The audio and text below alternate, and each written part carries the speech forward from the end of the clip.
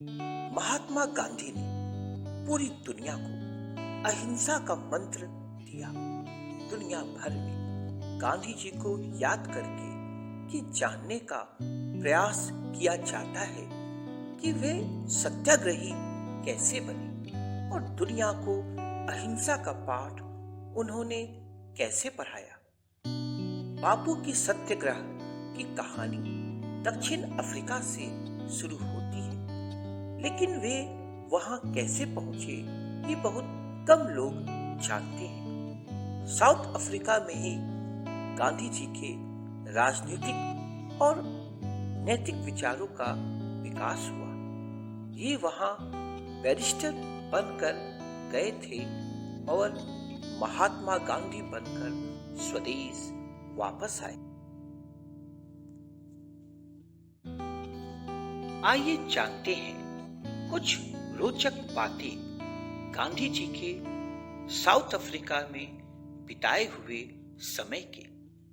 1893 में गांधी जी को कानूनी सेवाएं देने का मौका मिला। भारतीय मूल के व्यापारी दादा भाई अब्दुल्ला सेठ के निमंत्रण पर 1893 में महात्मा गांधी दक्षिण अफ्रीका गए। गांधी जी पानी के जहाज पर सवार होकर महीनों की यात्रा करके दक्षिण अफ्रीका की धरती पर उतरे। गांधी जी जब दक्षिण अफ्रीका में सेठ अब्दुल्ला के वकील बनकर गए, तब अब्दुल्ला सेठ ने मोहनदास करमचंद गांधी जी को हिंदुस्तानियों के हित के लिए लड़ने को प्रेरित किया। स्वयं गांधी जी ने अब्दुल्ला सेठ के बारे में काफी कुछ लिखा है अपनी जीवनी में। एक बार कोर्ट में केस की सुनाई के दौरान मोहनदास करमचंद गांधी जी अपनी सीट पर बैठे हुए थे। तभी मजिस्ट्रेट ने उनकी तरफ इशारा किया और बड़ी कठोरता से कहा, तुम्हें अपनी पगड़ी उतारनी होगी। गांधी जी चौंक गए। उन्होंने आसपास देखा तो कई मुसलमान और पारसी लोगों ने पगड़ी पहनी हुई थी। उन्हें समझ में नहीं आया, सिर्फ उन्हें ही क्यों पगड़ी उतारने के लिए कहा जा रहा है। गांधी जी ने कहा, सर, मुझे पगड़ी उतारने की कोई वजह समझ में नहीं आ रही है। मैं पगड़ी नहीं उतारूंगा। मजिस्ट्रेट गुस्से में चिल्लाता हुआ बोला, तुम इसे अभी उतारो।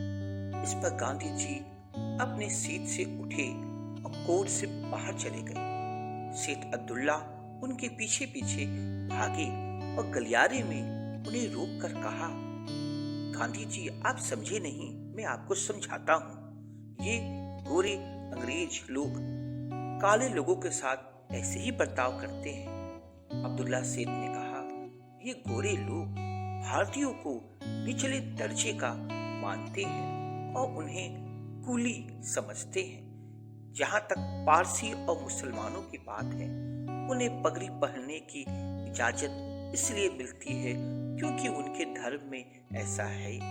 सेठ अब्दुल्ला की बात सुनकर गांधी जी गुस्से से भर गए और बोले, मजिस्ट्रेट ने मेरा अपमान किया है। इस तरह का कोई भी कानून किसी आजाद मनुष्य के लिए अपमान है। मैं डरबन प्रेस में ऐसी अपमानजनक कानून के खिलाफ लिखूंगा। गांधी जी ने इस कानून के खिलाफ प्रेस में लिखा, जिसके छपते ही चारों तरफ इस अपमानजनक कानून की चर्चा होने लगी। रंग भेद नीति के खिलाफ इसे गांधी जी की पहली लड़ाई माना जाता है। हालांकि साउथ अफ्रीका में उन्हें इसके बाद कई बार अपमान सहना पड़ा, लेकिन गांधी जी हार नहीं मानी। उनके साथ घटित एक और घटना उनके संकल्पों और इरादों को मजबूत किया। 7 जून 1893 को प्रिटोरिया जाने के लिए गांधी जी ट्रेन पर चढ़े। गांधी जी के पास ट्रेन का फर्स्ट क्लास का टिकट था। प्रथम श्रेणी का टिकट होने के बावजूद उन्हें रेलवे कोच में अपमानित होना पड़ा। ट्रेन जब पीटर मरिट्सबर्ग स्टेशन पहुंचने वाली थी, उन्हें थर्ड क्लास कंपार्टमेंट में जाने के लिए कहा गया। गांधी जी ने इनकार कर दिया तो उन्हें जबरदस्ती पीटर मरिट्सबर्ग स्टेशन पर ट्रेन से धक्का देकर उतार दिया गया। यही नहीं, उनके सामान को ट्रेन के बाहर फेंक दिया गया। इस घटना से गांधी जी काफी आहत हुए। उस वक्त फर्स्ट क्लास कंपार्टमेंट में सिर्फ गोरे लोग ही सफर कर सकते थे। गांधी जी पूरी रात ठंड में स्टेशन पर बैठकर कांपते रहे और ये सोचते रहे कि वो भारत वापस लौट जाए या अपने अधिकारों के लिए लड़े। आखिरकार उन्होंने अपनी अंतरात्मा की बात सुनी और ये संकल्प लिए कि वो साउथ अफ्रीका में रहेंगे और अंग्रेजों के रंग भेद नीतियों का विरोध करते रहेंगे। इस घटना ने गांधी जी की जीवन ही बदल कर रख दिया और उन्होंने साउथ अफ्रीका में भारतीयों और अश्वेतों के साथ होने वाले रंग भेद के खिलाफ आवाज उठाई और उनके हक के लिए कई लड़ाइयां लड़ी और जीते भी। दक्षिण अफ्रीका में उन्होंने अफ्रीकी और भारतीयों के प्रति नस्लीय भेदभाव के खिलाफ कई अहिंसक विरोध प्रदर्शन किए। उनके आंदोलनों में हजारों लोग उनके साथ जुड़े। यहाँ तक कई अंग्रेज भी उनके मुरीद बन गए। वह एक नामी गिरामी बैरिस्टर थे जो भारतीयों और अश्वेतों के हितों में कानूनी मुकदमाएं लड़ते थे।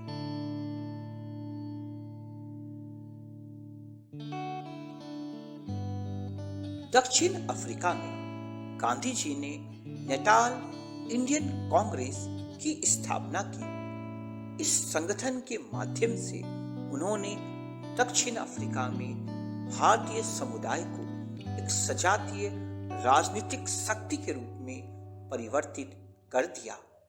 उन्होंने नेटाल इंडियन कांग्रेस के द्वारा अंग्रेजों के दमनकारी नीतियों के प्रति आवाज उठाई। उन्हें भारतीयों के साथ साथ अफ्रीकियों का भी समर्थन मिला। 1906 को उन्होंने पहला सत्याग्रह दक्षिण अफ्रीका में शुरू की, जिसके बाद उन्होंने कभी भी पीछे मुड़कर नहीं देखा। 1906 में दक्षिण अफ्रीकी सरकार ने एक नया कानून बनाया। इस कानून में भारतीय मूल की आबादी को पंजीकृत करना अनिवार्य किया गया। गांधी जी ने जोहानिसबर्ग में हुई एक बैठक में इसका भारी विरोध प्रकट किए। इस कानून के खिलाफ लंबा संघर्ष किए। इस सत्याग्रह में गांधी जी सहित हजारों भारतीयों को हड़ताल करने, पंजीकरण से इनकार करने, पंजीकरण कार्ड चलाने अथवा अहिंसक प्रदर्शन करने पर जेल भी जाना पड़ा, पर गांधी जी झुके नहीं और आखिर में अंग्रेज सरकार को झुकना पड़ा। महात्मा गांधी के जीवन में सबसे ज्यादा असर काउंट लियो टॉल्स्टॉय का पड़ा। लियो टॉल्स्टॉय एक महान रूसी लेखक, चिंतक और आध्यात्मिक शख्सियत थे। गांधी जी ने अहिंसा के सिद्धांतों पर अमल करना टॉल्स्टॉय से ही सीखा। रूस के राज परिवार में जन्मे काउंट लियो टॉल्स्टॉय ने पूरी जिंदगी सादगी और सरलता से गुजारी। लियो टॉल्स्टॉय से प्रभावित होकर महात्मा गांधी ने दक्षिण अफ्रीका में रहने वाले भारतीय समुदाय के लिए 2 आश्रमों की स्थापना की। डरबन में फिनिक्स सेटलमेंट और जोहानिसबर्ग में टॉल्स्टॉय फर्म। टॉल्स्टॉय फर्म एक आश्रम था जिसकी शुरुआत गांधी जी ने अपने दक्षिण अफ्रीकी आंदोलन के दौरान की थी। दक्षिण अफ्रीका में गांधी जी ने एक अखबार का भी संपादन किए थे। इस अखबार का नाम इंडियन ओपिनियन था। गांधी जी अपने जीवन के 21 साल दक्षिण अफ्रीका में बिताए। गोपाल कृष्ण गोखले जी के आग्रह पर गांधी जी 1915 में भारत लौट आए। दक्षिण अफ्रीका में गांधी जी एक बैरिस्टर बनकर गए थे और 1915 में महात्मा गांधी बनकर स्वदेश आए। गांधी जी के संघर्षों और उनके अहिंसा और सत्याग्रह जैसे प्रयोगों से प्रेरणा लेकर African National Congress Nelson Mandela ji के अगुवाई में अपनी संघर्ष जारी रखा और आगे चलकर साउथ अफ्रीका एक आजाद मुल्क बना।